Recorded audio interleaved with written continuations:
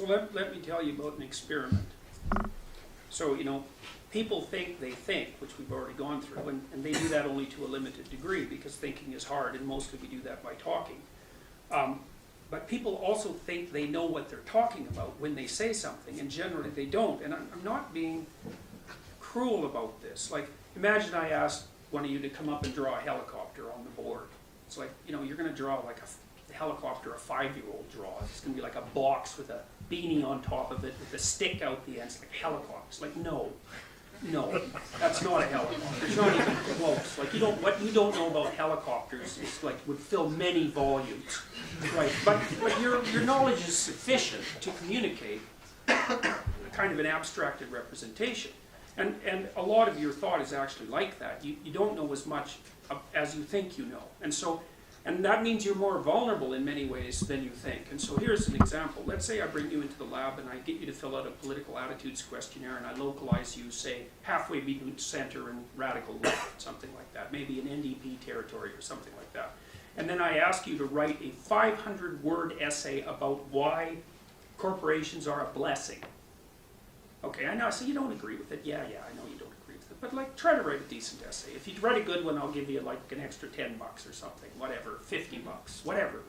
So you write out this essay and it's contrary to your viewpoint, and I bring you back the next week and I give you the same political attitudes questionnaire. Well, what do you think happens? You've moved substantially towards the right.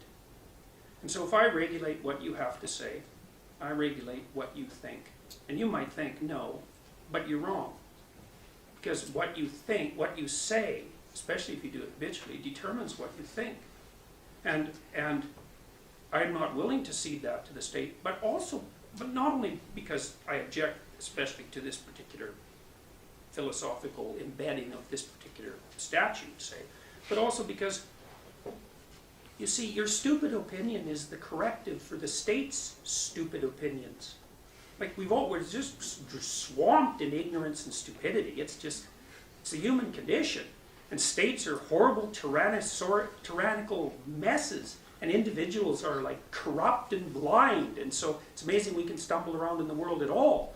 But what you hope is that now and then some dingbat utters something vaguely sensible that helps curb the tyranny of the state. And you're going to have to let a lot of stupidity be aired before any pearls of wisdom emerge to the surface. So you have to let people stumble around like prejudiced morons, because that's what they are. But hopefully as they stumble and listen, they can become a little less appalling, and so can the state.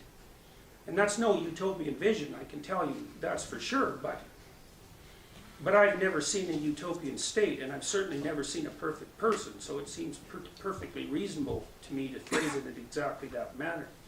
Don't let people inside your head. It isn't obvious that they know what they're doing. So